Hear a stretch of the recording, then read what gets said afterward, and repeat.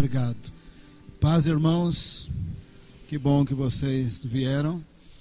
O meu assunto hoje à noite são os sinais da volta de Jesus. Eu quero fazer alguns esclarecimentos antes de eu propriamente começar.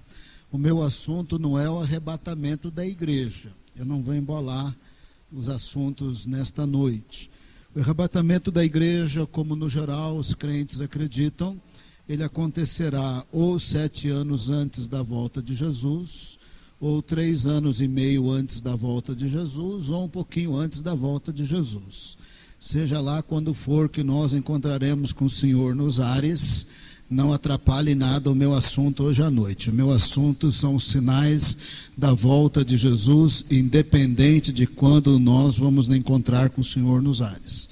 Um outro assunto que eu quero esclarecer, que eu quero informar em que sentido eu vou usar a palavra. Em termos gerais, a grande maioria dos evangélicos acreditam que a grande tribulação dura 7 anos, porque é a última semana das 70 semanas de Daniel que falta se cumprir na história. Então, somando passagens daqui e dali, a conclusão é que a grande tribulação durará 7 anos. Portanto, ou Jesus arrebata a igreja 7 anos antes, 3 anos e meio antes de Jesus voltar, ou no finalzinho da grande tribulação. De qualquer maneira, os sinais da vinda de Jesus são os sinais da vinda de Jesus, independe do arrebatamento da igreja. Isso é um assunto em si mesmo. Um outro esclarecimento que eu quero fazer é que quando eu falar do anticristo, eu preciso dizer que os crentes no geral presumem que o templo será reconstruído, haverá um terceiro templo. O templo foi destruído, ele continua destruído até hoje, eu falarei disso mais especificamente, mas num dado momento os crentes presumem que o templo em Jerusalém será reconstruído. Tem um grande problema para a reconstrução desse templo, é que tem aquela mesquita azul ali nas ruínas do segundo templo, do templo de Herodes o Grande, o que é uma grande complicação mexer nessa mesquita. É uma longa história. Nesse momento basta saber que é muito complicado tirar a mesquita do lugar e reconstruir o templo. O pastor Décio falou para mim numa certa ocasião que tem vários estudos de que Herodes o Grande, ao reformar o templo, ao construir o templo, não teria possivelmente uma possibilidade feito o templo dele exatamente no lugar do primeiro templo. Que no lugar do primeiro templo tem espaço para construir o terceiro templo. O que eu quero dizer, esse é o esclarecimento que eu vou fazer. Ou tendo o terceiro templo no lugar da mesquita azul, ou tendo ao lado ali naqueles pátios vazios, ou não tendo o terceiro templo, não atrapalha nada do que eu vou dizer hoje à noite. Se o anticristo estiver no lugar santo, onde outrora foi o lugar santo, estar destruído. E se ele estiver no lugar que outrora foi o santo dos santos, fazendo o que a Bíblia diz que ele vai fazer, a palavra de Deus se cumpre do mesmo jeito. Com o terceiro templo aqui, ou mais para lá, ou sem terceiro templo. No geral, os crentes acreditam que haverá o terceiro templo. No geral, os crentes acreditam que haverá o terceiro templo. Eles acreditam que a tribulação é de 7 anos. Eles acreditam que o arrebatamento ou é no começo da tribulação, ou no meio, ou no fim. Todas essas variações de situações relacionadas à volta de Jesus não atrapalha nada que eu vou dizer hoje à noite. Hoje à noite eu vou falar dos sinais da volta de Jesus. Jesus estava em Jerusalém. Ele já era muito conhecido, muito famoso, ninguém encostava o dedo em Jesus. Ele entrou no templo com um chicote, ele purificou o templo. Havia os soldados romanos na fortaleza Antônia, bem na vizinhança, grudado com o muro do templo, e os soldados romanos não foram prender Jesus. O templo tinha guardas do templo, que nem a igreja tem diáconos, o templo tinha guardas, e os guardas do templo não encostaram o dedo em Jesus. Jesus não só purificou o templo e depois saiu correndo, se escondendo, não. Jesus diariamente ia no templo, ensinava, à noite ele descia o Vale do Cedron, ia para o Monte das Oliveiras, e ele passava a noite no Monte das Oliveiras.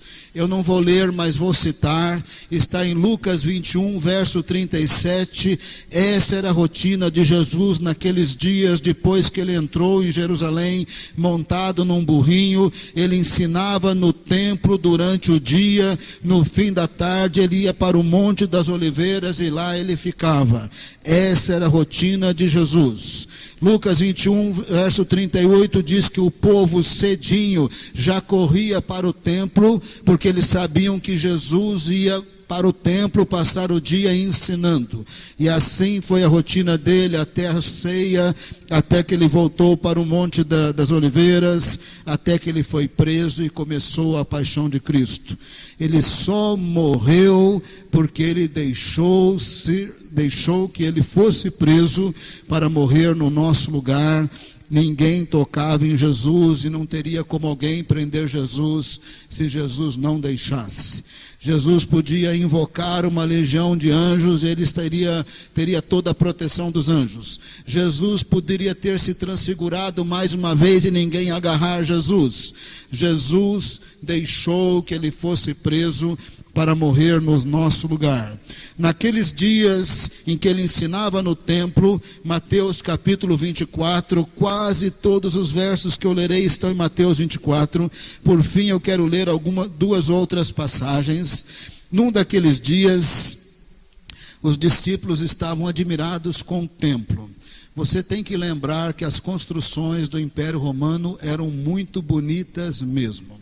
Se um dia você for em Roma e você ver o Coliseu na sua frente, os estádios da FIFA, o padrão FIFA é copiar o Coliseu. O Coliseu tinha tantas escadas com tantas entradas, e você só olhar nas fotos a quantidade de entradas, que é também saídas, claro, para o Coliseu. 20 mil pessoas entravam no Coliseu e saíam em 15, 20 minutos, rapidinho, para assistir a Batalha dos Gladiadores. Os estádios padrão FIFA é a mesma coisa. 40 mil pessoas têm que entrar e sair em 20 minutos. Isso que é o estádio padrão FIFA, copiado dos romanos. As construções dos romanos eram muito bonitas. Flávio Joséfo diz que o templo tinha pedras brancas de mármore. Ele era muito bonito. E os discípulos olharam para o templo e falaram: olha que bonito, que maravilha. Mateus 24, verso 1. Tendo Jesus saído do templo, ia se retirando quando se aproximaram dele os seus discípulos para lhe mostrar as construções do templo. Ele, porém, lhes disse: não vedes tudo isso? Em verdade vos digo que não ficará aqui pedra sobre pedra que não seja derribada. Jesus disse: não vai sobrar uma pedra que ela não seja derribada. Aí, segundo a rotina, desceu o Vale do Cedron, foi para o Monte das Oliveiras, verso 3, no Monte das Oliveiras.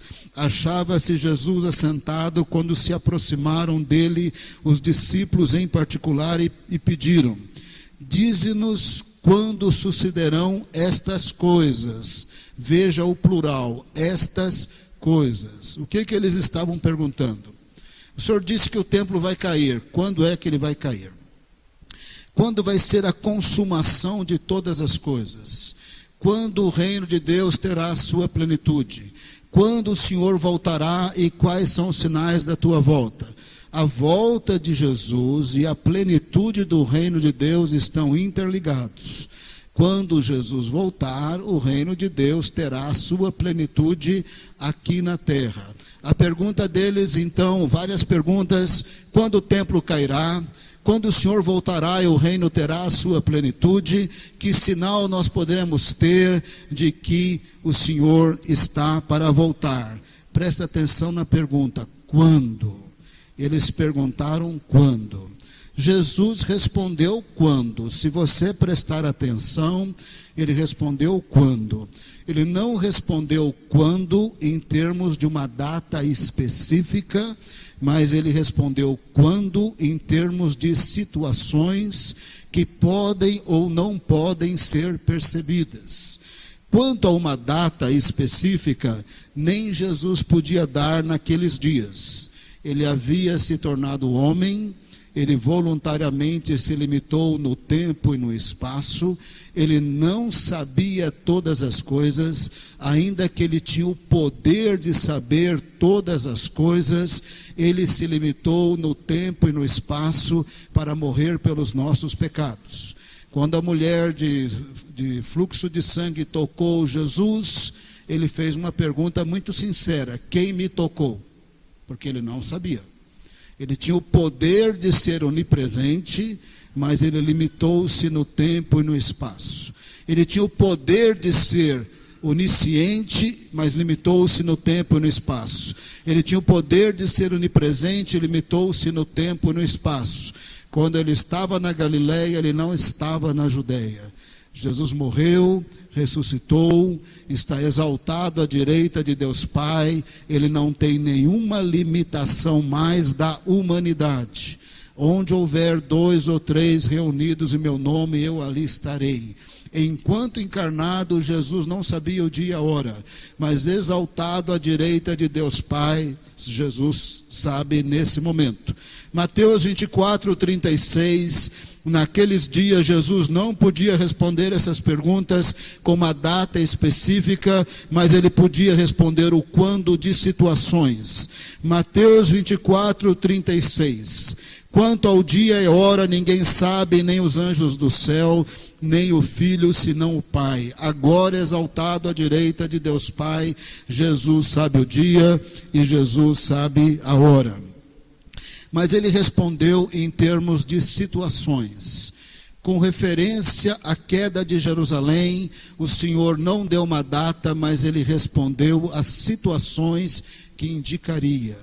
Ele falou assim, Lucas 21, verso 20, não precisa abrir, se quiser abrir pode, Lucas 21, 20, mas volta para Mateus 24. Lucas 21, 20, essa passagem correlata em relação a Mateus 24, o Senhor Jesus disse assim, quando virem Jerusalém cercada de exércitos, está próxima a sua destruição, está próxima a sua desolação. Está próxima à sua devastação, ela vai ser completamente destruída, não vai sobrar nada, e no processo de Jerusalém ser completamente destruída, o templo será totalmente destruído também. A história tem vários detalhes, eu vou encurtar. Os judeus se rebelaram contra os romanos, venceram umas primeiras batalhas. Mas o general Tito marchou contra a revolta dos judeus no ano 70. Eles mataram 1 milhão de judeus, 60 mil judeus se tornaram escravos, outros judeus fugiram para a fortaleza de Massada. 3 anos e meio Massada caiu e eles também foram mortos. Os soldados romanos, segundo Joséfo, eles estavam com tanta raiva que o general Tito diz assim, não destrua o templo. Mas Jesus disse, não ficará pedra sobre pedra. Quando o Senhor fala, a palavra dele se cumpre. Passarão o céu e a terra, mas a palavra do Senhor não passará. Mesmo que o general disse, não destrua o templo, os soldados romanos destruíram o templo, incendiaram o templo, eles reviraram as pedras para achar o ouro que revestia o teto, de tal maneira que caiu tudo foi destruído, revirado, não ficou pedra sobre pedra. Jesus disse, quando vocês virem Jerusalém rodeada, essa é a hora que o templo vai cair. Mateus 24, verso 16. Essa passagem tem 2 cumprimentos. um cumprimento naqueles dias no ano 70 e um cumprimento nos dias do anticristo. Nesse momento eu vou falar somente do cumprimento nos dias da queda do templo. Mateus 24, verso 16. Jerusalém estava então rodeada. Jesus disse: quando Jerusalém estiver rodeada, ela vai ser totalmente destruída. Nessa hora o templo vai cair. Verso 16, Mateus 24. Quem estiver na Judéia, fuja para os montes. Quem estiver no telhado, não desça para tirar nada da casa, sai correndo. Se você estiver no campo, não volta, vai embora. Ai das mulheres grávidas e das que amamentam, porque naqueles dias elas não iriam fugir, não conseguiriam fugir, e os exércitos do Império Romano matariam essas mulheres. Verso 20. Orai para que a vossa fuga não se dê no inverno e nem no sábado. Literalmente se cumpriu no ano 70. Jerusalém foi rodeada, o templo caiu. Quem conseguiu fugir se salvou. Quem não fugiu foi morto, exatamente como o Senhor Jesus havia dito. A pergunta foi: quando acontecerá estas coisas? Que sinal nós temos da tua vinda? Quando haverá consumação de todas as coisas? Quando o templo vai cair? Quando o Senhor voltará? Quando o reino terá a sua plenitude? Que sinal nós temos da sua vinda? O Senhor respondeu ao longo da resposta que quando Jerusalém estivesse cercada, o templo ia cair. Mas o Senhor também disse que, com referência à sua vinda, ele também tinha um quando de situações. Presta bem atenção, porque infelizmente o pessoal faz muita confusão com esse assunto. Mas me parece que eu vou conseguir ser didático e você realmente vai aprender esse assunto hoje à noite. Presta bem atenção, com referência à volta de Jesus. Jesus não deu uma data específica. Ele disse que não daria, mas ele respondeu também através de um quando de situações. Ele disse que há situações que não é para se assustar, parece que é o fim, mas não é o fim. Ele deu sinais que ele chamou de princípio das dores. Parece que é o fim, mas não é o fim. Eu observo pelas pregações e pelas conversas dos nossos irmãos que eles confundem princípio das dores com o fim. É muito normal o crente falar: você está vendo, tem guerra, o fim chegou. Não, o fim não chegou. Isso é princípio das dores. Jesus deu sinais, princípio das dores, e ele deu 2 sinais que é do fim. Não confunda os sinais.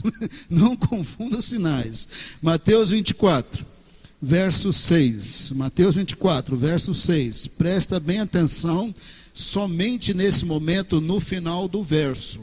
Mas ainda não é o fim. Mateus 24, verso 6. Preste atenção somente no final, mas ainda não é o fim. Então, por favor, irmão, não pegue sinal do princípio do fim e diga que é o fim. Porque o verso 6 diz: ainda não é o fim. Não confunda as coisas. Verso 8, presta bem atenção. Porém, tudo isso é o princípio das dores. A partir desta noite, irmão, não pegue mais sinais do princípio das dores e diga que é o fim, porque não é o fim, é o princípio das dores. Tem 2 sinais do fim, os outros sinais são princípio das dores. Abre no verso 14, eu quero que você só preste atenção no fim do verso. Eu lerei todos esses versos. Verso 14, então virá o fim. Agora sim é o fim. Quando é o fim, é o fim. Quando é o princípio, é o princípio. Não confunda as coisas. O Senhor Jesus respondeu: quando? Quando vocês verem tais e tais e tais situações, não assustem. É necessário acontecer, mas é o princípio do fim. Quando vocês verem tal e tal, aí é o fim. Isso nós temos que saber. O princípio das dores, entre eles, falsos cristos. Nos últimos 200 anos apareceram 25 falsos cristos que nas suas regiões enganaram muitas pessoas. O mais famoso dele, que você não deve ter percebido, mas você ouviu falar dele, e ele se declarava Jesus, que ele era Jesus, é o Reverendo Moon. O Reverendo Moon faleceu uns anos atrás. Ele dizia que ele era o próprio Senhor Jesus. Recentemente, na América Central, apareceu um pastor de uma certa Assembleia de Deus que fundou uma igreja chamada Crescendo na Graça. Ele também disse que ele era o próprio Senhor Jesus. Esses 25 falsos cristos, nos últimos 200 anos, nas suas regiões, enganaram muitas pessoas. Aquele Henry Christie, em Curitiba, ele não é um falso cristo que presta mesmo. Aquele ali é mais folclore do que qualquer outra coisa. Ele praticamente não engana ninguém. É sinal do princípio das dores, falso Cristo que engana muitas pessoas. Nos últimos 200 anos, em torno de 25, eu tenho uma lista deles. Sinal do princípio das dores, guerras, rumores de guerra, reino contra reino. Isso é sinal do princípio das dores. Deixa eu ler vários versos. Mateus 24, verso 4. Mateus 24, verso 4. E ele lhes respondeu: vede que ninguém vos engane, porque virão muitos em meu nome, dizendo eu sou Cristo, e enganarão a muitos. Aquele de Curitiba não está enganando quase ninguém. Ele não presta para falso Cristo. Tem falso Cristo que já enganou bem mais do que ele. Verso 6. E certamente ouvireis falar de guerras e rumores de guerras. Vede, não vos assusteis, porque é necessário assim acontecer, mas ainda não é o fim. Porquanto se levantará nação contra nação, reino contra reino, haverá fomes e terremotos, e Lucas acrescenta pestes e maremotos, o bramido das ondas do mar, em vários lugares. Verso 8, porém tudo isso é o princípio das dores, não se assustem, não confundam, isso ainda não é um fim. Também faz parte do princípio das dores o que você está assistindo nos jornais. Então sereis atribulados e vos matarão, sereis odiados de todas as nações por causa do meu nome. Ainda é princípio do fim. Nesse tempo hão de se escandalizar, trair e odiar uns aos outros. Verso 11, levantarão muitos falsos profetas e enganarão muitos. Ainda é princípio das dores. E por se multiplicar a iniquidade, o amor se esfriará de quase todos. Aquele, porém, que perseverar até o fim, esse será salvo. Guerras, rumores de guerras. Jesus disse, não vos assusteis. Na Primeira Guerra Mundial tinha gente falando, o mundo está acabando. Jesus disse, não vos assusteis. É princípio das dores.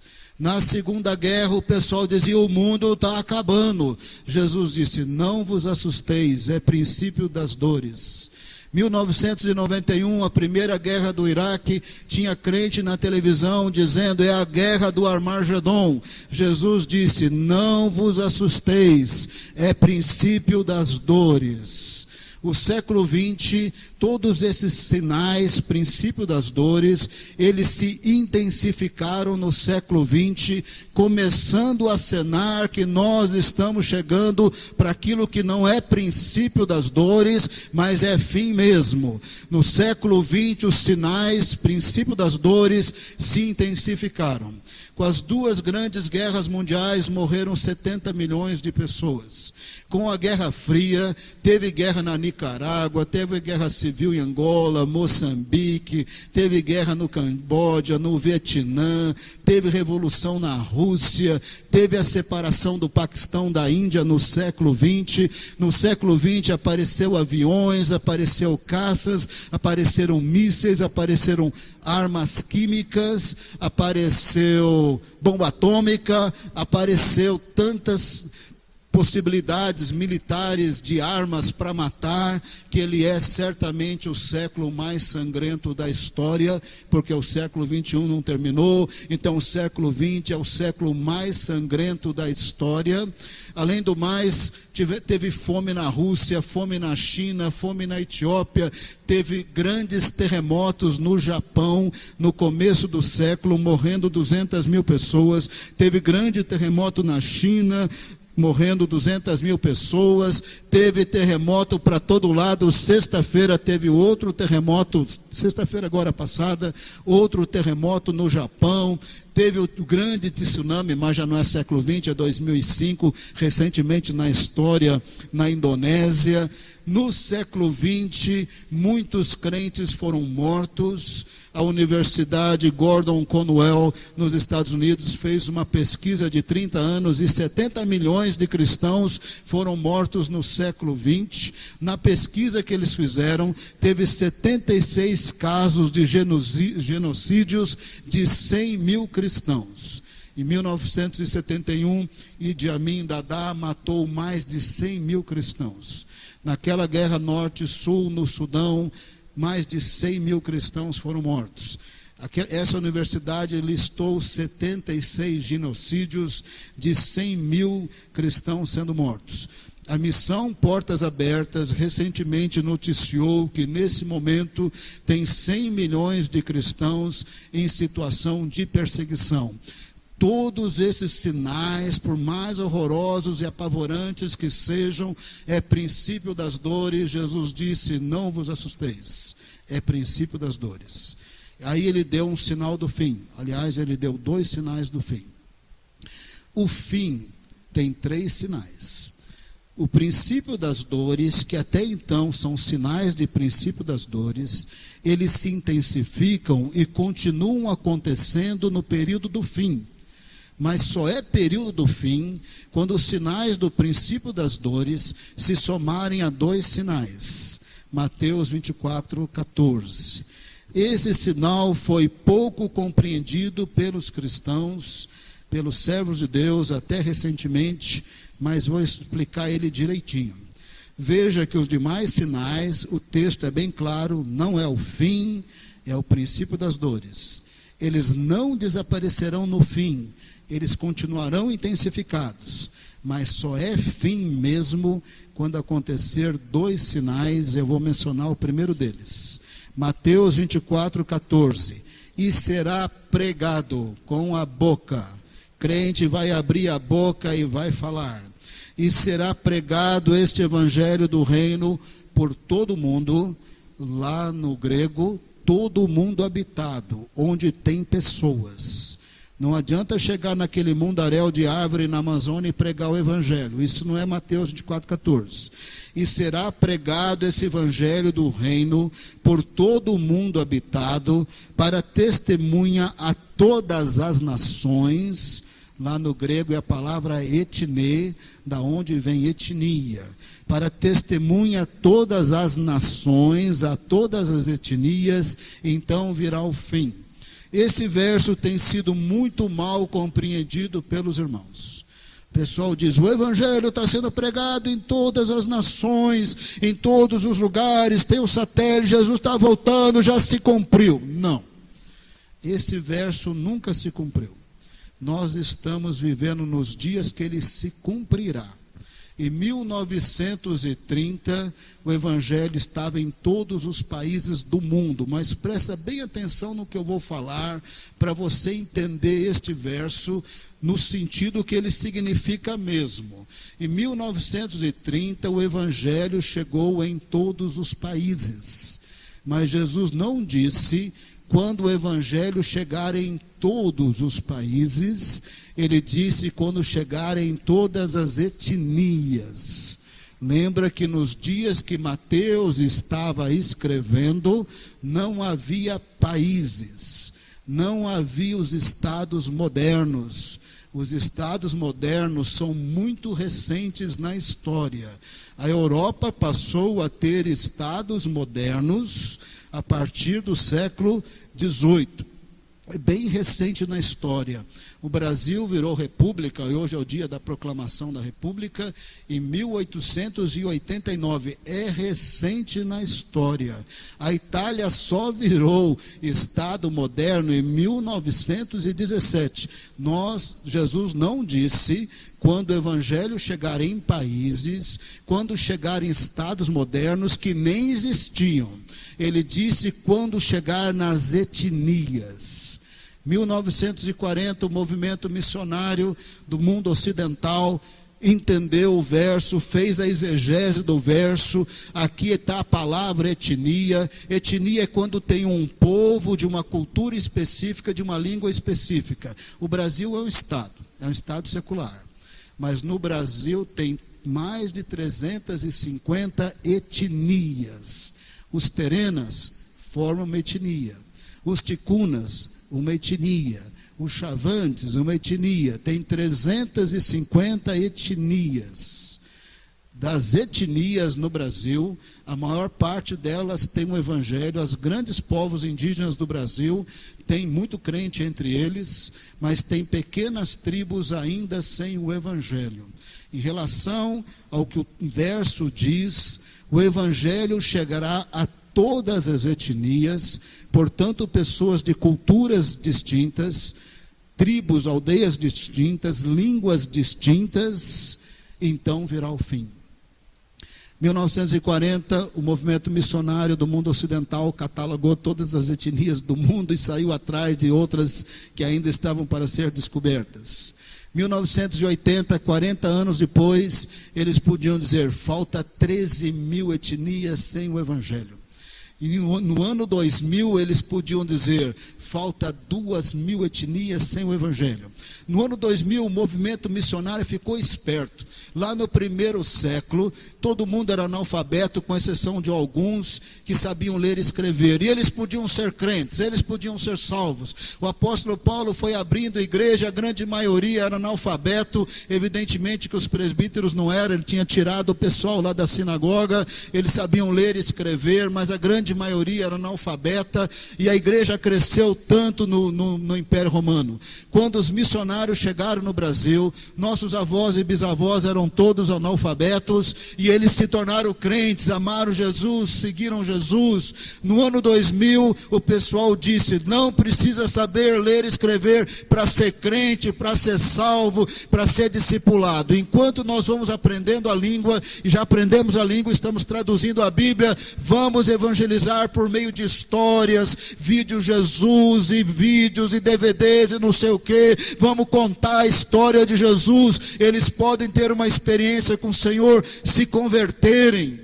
A partir do ano 2000, o movimento missionário ficou mais esperto ainda, porque além de querer traduzir a Bíblia usando histórias, eles estão evangelizando muito mais rápido os povos tribais. E com a informática, hoje eles traduzem o Novo Testamento em 7 anos. Era traduzido em 30 anos, mas hoje é traduzido em 7 anos. Está lá o missionário naquela aldeia, ele é um linguista, tem uma equipe de linguistas com ele, pela internet, pelo satélite, eles mandam dados para outros linguistas. Esse pessoal top da linguística, eles vão discernindo a gramática.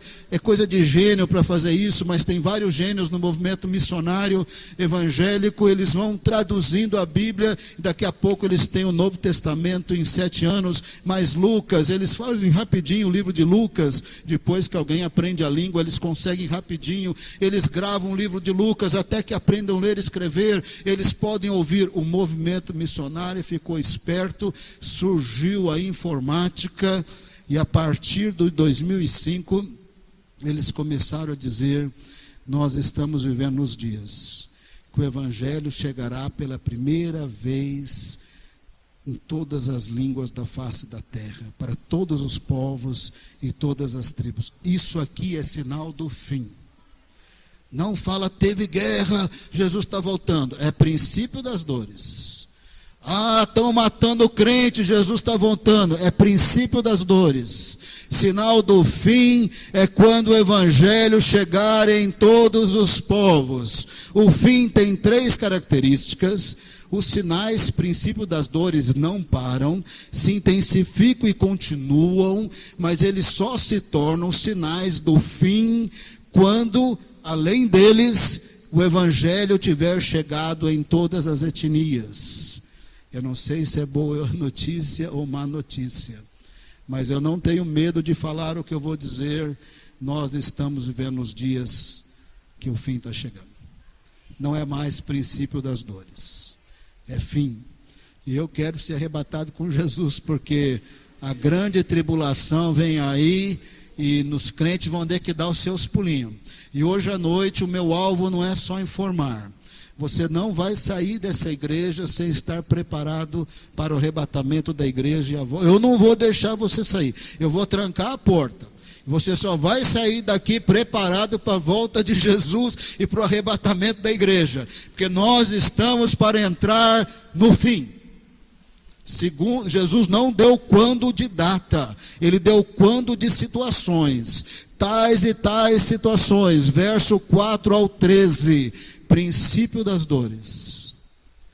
Mas quando o evangelho chegar em todas as etnias, então é o fim.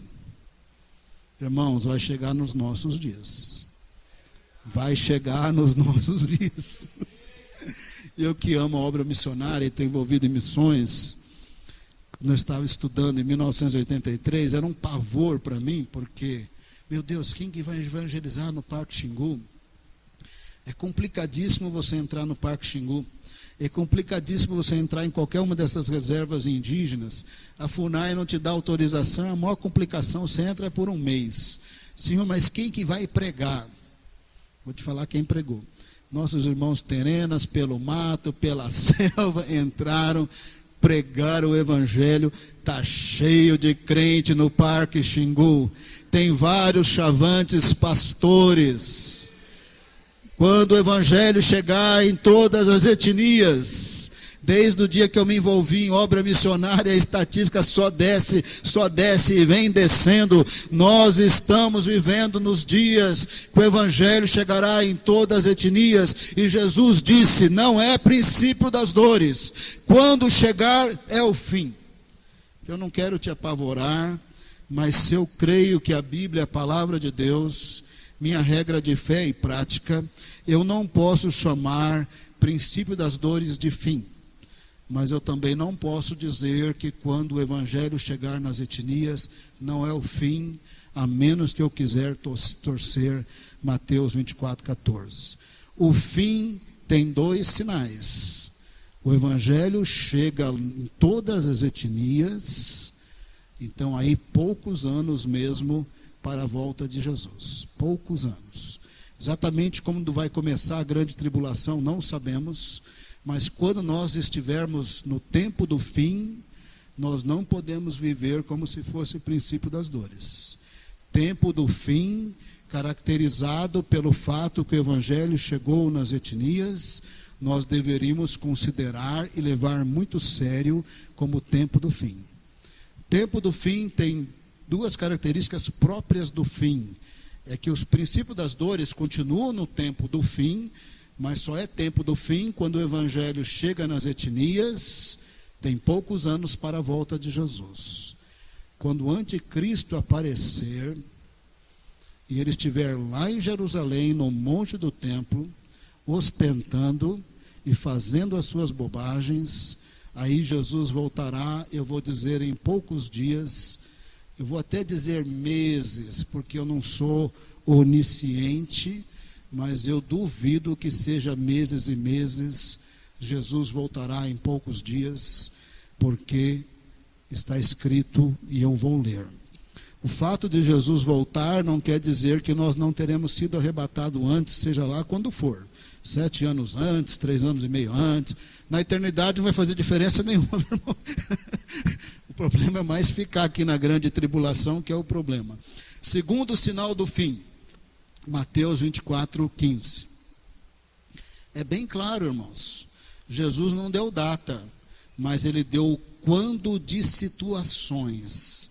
Certas situações, princípio do fim. Quando o evangelho chegar em todas as etnias, é fim. E quando for fim, vai aparecer, o fim propriamente dito, vai aparecer o anticristo. Deixa eu explicar isso melhor, olha aqui para mim. Oficialmente falando, nós estamos no fim desde o dia que o Espírito Santo foi derramado. O Espírito Santo foi derramado sobre a igreja nos últimos tempos. Mas até então, você tem nesses últimos tempos, princípio das dores, eu vou dizer princípio do fim, aí o fim propriamente dito, o evangelho chega em todas as nações e o anticristo aparece. Está claro, Jesus não deu um quando de data, mas deu um quando de situações. Certas situações são princípio das dores, quando o evangelho chegar em todas as etnias é fim, e nessa hora o anticristo aparece. Mateus 24:15. Quando, pois, virdes o abominável da desolação, aquele que provoca grande desolação, aquele que provoca grande devastação, aquele que provoca grande destruição, de que falou o profeta Daniel no lugar santo é Jerusalém, o monte do templo que agora está destruído. E aqui repete-se a situação do ano 70. Quando ele estiver lá em Jerusalém, no monte do templo, ostentando, aí repete-se Mateus 24:16. Os que estiverem na Judéia, sai correndo. Os que estiverem no telhado, sai correndo. Não entra em casa, não dá tempo. Se você estiver no campo, sai, vaza, que nem os imigrantes da Síria. Vaza, larga tudo para trás. Ai das que estiverem grávidas e de que amamentam, dificilmente fugirão, possivelmente serão mortas. Verso 20, orai para que a vossa fuga não se dê no inverno, nem no sábado. Porque quando o anticristo estiver na montanha do templo, com o terceiro templo, aonde tem a mesquita azul, com o terceiro templo, quem sabe ao lado da mesquita azul, sem templo nenhum, no lugar que outrora foi santo dos santos, foi lugar santo, quando ele estiver lá, esse é o período da grande tribulação. Verso 21. Porque nesse tempo haverá grande tribulação, como desde o princípio do mundo até agora não tem havido e nem haverá. O sinal da grande tribulação é quando ele estiver lá no monte do templo. Aí quem puder vazar, vaza. Verso 22, não tivessem aqueles dias sido abreviados, ninguém seria salvo, mas por causa dos escolhidos, tais dias serão abreviados. O pessoal pensa, Apocalipse capítulo 11, verso 3, aqueles 42 meses mencionados lá, que dá os 3 anos e meio, metade da grande tribulação. Muitos crentes pensam que eles passarão metade da grande tribulação, mas como a coisa vai ser horrível e terrível, por causa da menção desses 42 meses em Apocalipse 11:3, o pessoal pensa que então, se não foi a igreja arrebatada no começo da tribulação, ela será arrebatada aí no meio. O Senhor estaria abreviando o tempo, esse sofrimento dos crentes, os levando para se encontrar com Cristo.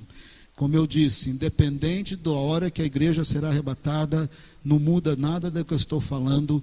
Eu estou falando sinais que são princípios do fim, sinais do fim, que é o evangelho chega em todas as etnias da face da terra. O anticristo aparece, independente de quando nós seremos arrebatados. Verso 24. Verso 23, então se alguém vos disser, eis aqui o Cristo, ou ei-lo ali, não acrediteis. Presta bem atenção aqui, porque surgirão falsos cristos e falsos profetas, operando grandes sinais e prodígios para enganar, se possível, os próprios eleitos. Vede que vô-lo tenho predito. Verso 26, portanto se vos disserem, eis que ele está no deserto, não saias. Está no interior da casa, não acreditem. Nos dias que o anticristo, eu vou pedir para você abrir 2 Tessalonicenses capítulo 2. nos dias que o anticristo estiver em Jerusalém. Veja como Jesus foi específico. Ele não deu uma data, mas ele deu um quando de situações. Princípio das dores e sinal do fim. Sinal do fim, o evangelho chega em todas as etnias e no fim aparece o abominável da desolação. Ele estará empoderado, presta bem atenção agora, ele estará empoderado pelas forças das trevas, como nunca outrora foi visto. Apocalipse capítulo 9, demônios acorrentados, poderosos, hiperdestrutivos, serão desacorrentados para esta época. O anticristo estará empoderado de maneira assim que a olho nu será espetacular, a fazer sinais indescritíveis.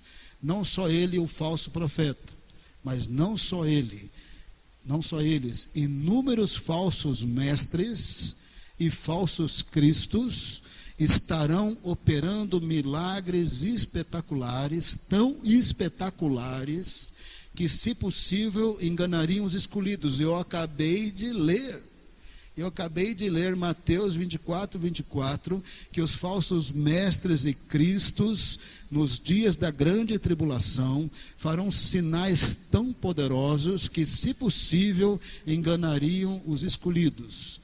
Nos dias que o anticristo estiver em Jerusalém, ele e toda a sua turma estarão empoderados pelas trevas como nunca antes visto, se possível enganariam até os escolhidos. Mas porque aqueles dias serão dias de grande desolação, devastação, matanças, injustiças, violências e sofrimentos e também catástrofes cósmicas, o desespero do povo vai ser tão grande que, se um falso Cristo, um falso mestre estiver no deserto, aqui e ali, fazendo sinais espetaculares, no desespero a tendência é ir lá, e Jesus disse: não vão, porque eu não voltarei desse jeito. Naqueles dias haverá muitos falsos cristos, muitos falsos profetas, mestres fazendo sinais espetaculares, haverá desespero na humanidade, mas não vão atrás deles, não se deixem enganar pelos milagres, pelos sinais, eles estarão empoderados, mas eu não voltarei dessa maneira. 2 Tessalonicenses capítulo 2, o apóstolo Paulo estava dando uma bronquinha nos irmãos tessalonicenses que não queriam trabalhar porque tinham ouvido falar que Jesus ia voltar. E Paulo falou: ele vai voltar, mas ele não vai voltar antes do anticristo aparecer. O anticristo não apareceu, não tinha aparecido até então, e até esse momento parece que não apareceu. 2 Tessalonicenses capítulo 2, verso 3. 2 Tessalonicenses 2, 3, acompanha, irmão. Ninguém de nenhum modo vos engane, porque isso não acontecerá. Jesus não voltará sem que primeiro venha a apostasia, um período que muitos negarão a fé, seja revelado o homem da iniquidade, o filho da perdição. Ele se opõe e se levanta contra tudo que se chama Deus ou objeto do culto. Ele estará lá em Jerusalém, no monte do templo, com o terceiro templo ou não, a gente pensa que terá o terceiro templo, a ponto de assentar-se no santuário. Especificamente a palavra no grego aí é Santo dos Santos. A ponto de assentar-se no santuário, ostentando-se como se fosse o próprio Deus. Verso 9, acompanha aí. Ora, o aparecimento do iníquo é segundo a eficácia de Satanás, com todo o poder e sinais e prodígios da mentira. O anticristo, o falso profeta que estará do lado dele, muitos falsos mestres, muitos falsos cristos, naqueles dias estarão empoderados pelas trevas. Os sinais serão tão espetaculares que, se possível, enganariam os escolhidos.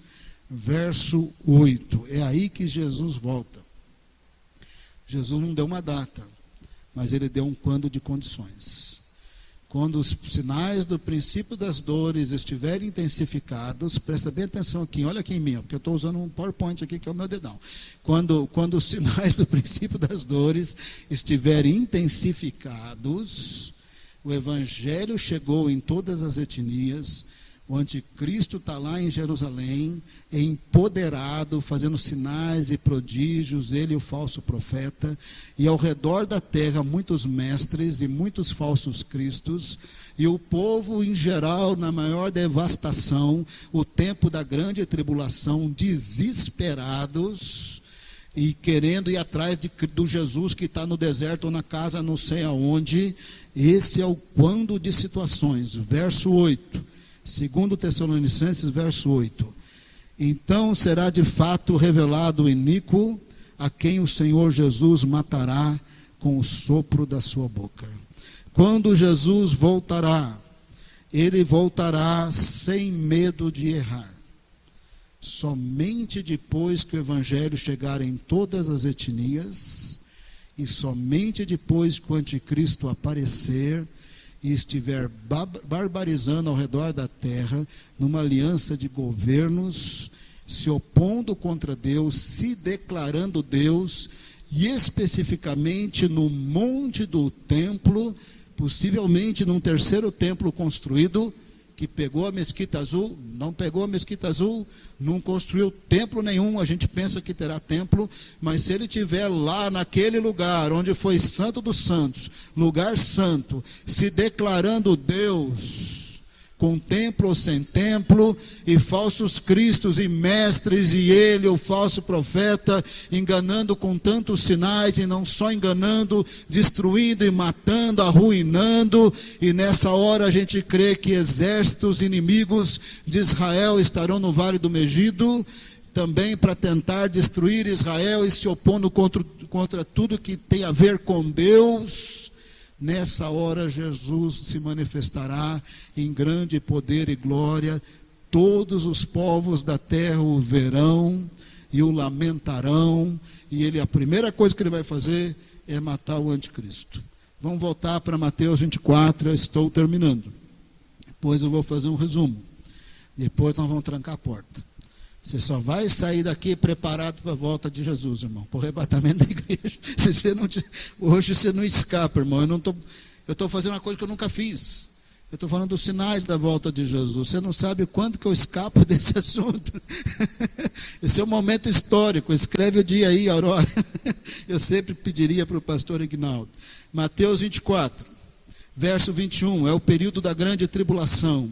Verso 22, tem que abreviar o tempo, senão nem os escolhidos aguentaria. Verso 23, 24, tem falsos cristos enganando, fazendo sinais espetaculares. Jesus disse, não se deixe enganar, eles estarão empoderados pelas trevas, não se deixe enganar, porque eu voltarei desse jeito, na hora que o anticristo estiver lá em Jerusalém, preste para uma grande batalha do Armagedon, eu voltarei desse jeito, verso 27 e 30.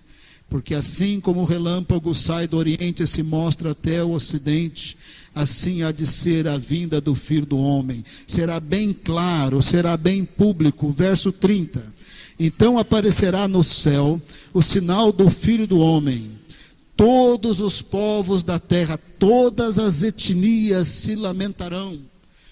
Porque enquanto é verdade que o evangelho terá chegado em todas as etnias e há convertidos em todas as etnias, preste atenção no que eu vou falar agora. Enquanto é verdade que o evangelho chegou em todas as etnias antes da volta de Jesus, Mateus 24, 9 também será verdade. Vos odiarão e vos matarão em todas as etnias. Por isso, quando ele aparecer no céu, todos os povos da terra se lamentarão, colocarão a mão na cabeça e falarão, eu estou frito. Todos os povos da terra se lamentarão e verão, todos, o Filho do Homem vindo sobre as nuvens do céu, com poder e muita glória. Ele virá com milhões de anjos. Ele virá com mais de 1 bilhão de crentes. Só hoje na Terra tem mais de 700 bilhões de pessoas na Terra.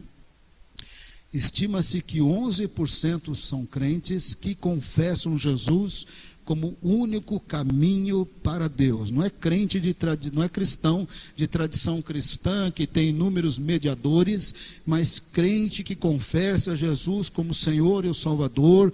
11% da população mundial. Isso aí já dá 900 milhões, quase 1 bilhão. Quando Jesus arrebatar a igreja, se for nos nossos dias e está caminhando para ser, vai subir quase 1 bilhão de crentes.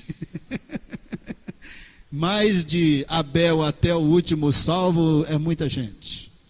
Jesus virá em grande poder e glória, com seu povo que foi transformado em seres celestiais, à semelhança de anjos com corpos incorruptíveis, para a eternidade com Deus. Lá Jesus virá, ele não matará o anticristo com a ajuda de nenhum de nós, de nenhum dos seus anjos. Ele matará sozinho com o sopro da sua boca.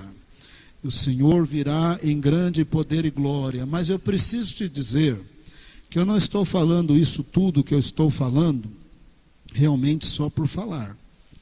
Eu estou falando porque aos olhos do Senhor era muito importante que a igreja estivesse preparada.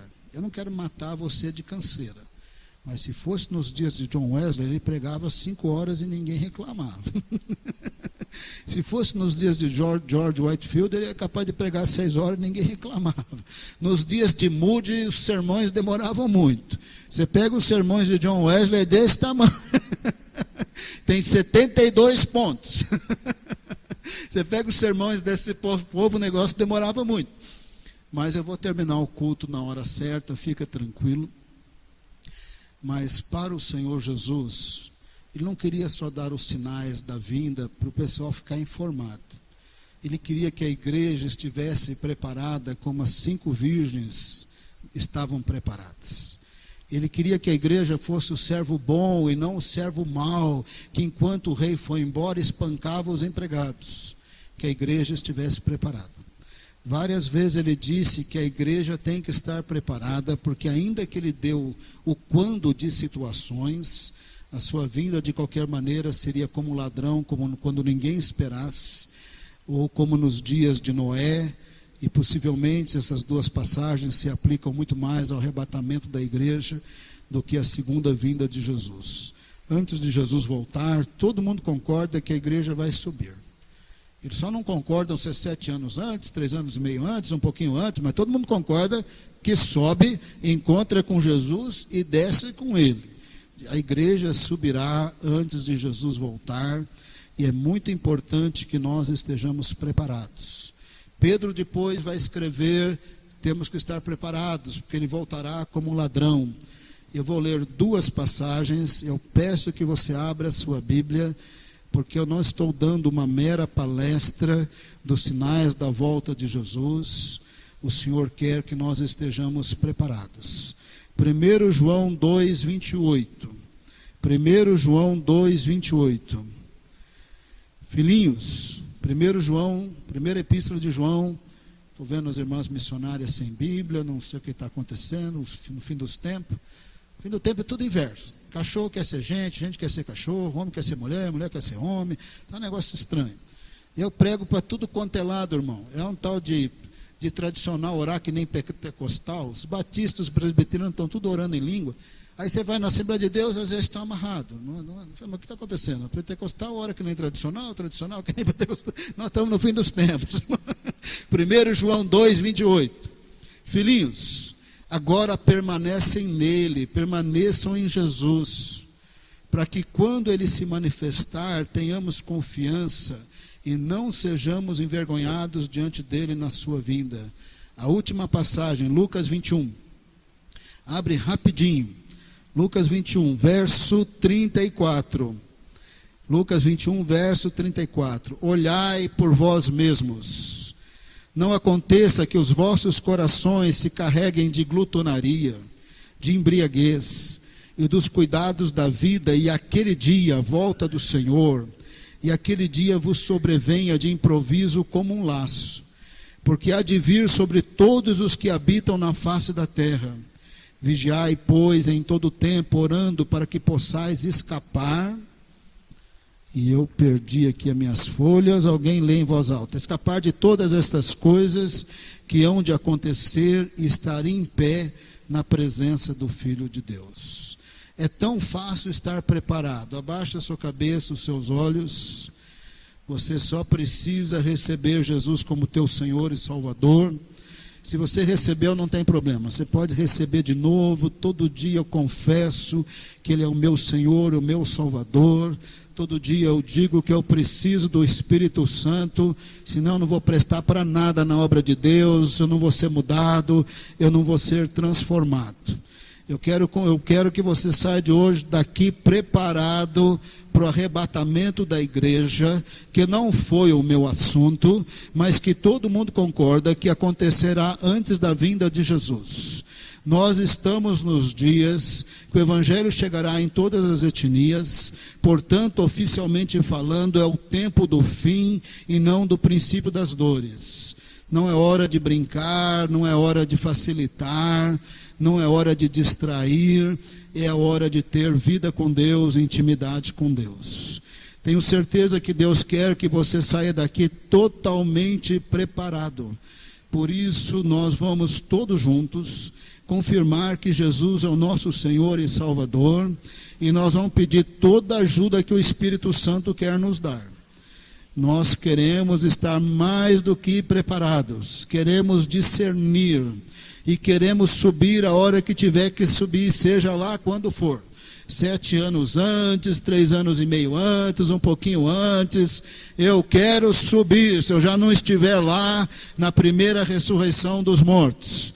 Eu convido você a repetir essa oração para Deus. Todo mundo está de olhos fechados, eu também estou. Eu vou orar, eu convido você a repetir essa oração para Deus. Estaremos confirmando na oração que Jesus é o nosso Senhor e Salvador e que nós só dependemos dEle e dEle somente para termos a vitória que queremos ter nessa terra. A força do nosso braço não vai, mas com a habilidade e a capacitação do Espírito Santo vai. Nós estamos percebendo que o fim está chegando e nós queremos estar preparados. Diante do Senhor, repete essa oração para o Senhor. Pai amado, eu confirmo, Jesus é o meu Senhor e o meu Salvador. Perdoa os meus pecados, liberta-me dos meus pecados, ajuda-me a ter vida santa. Ajuda-me a crer, abençoa a minha vida de oração, de Bíblia, abençoa a minha comunhão com os irmãos e com o Espírito Santo. Eu encomendo a minha vida e a minha família à tua graça. Eu quero estar preparado para o arrebatamento da igreja que precede a segunda vinda. Amém, Senhor. Nós oramos no nome de Jesus. Muito obrigado, Senhor. Agora cante com toda a força do seu pulmão.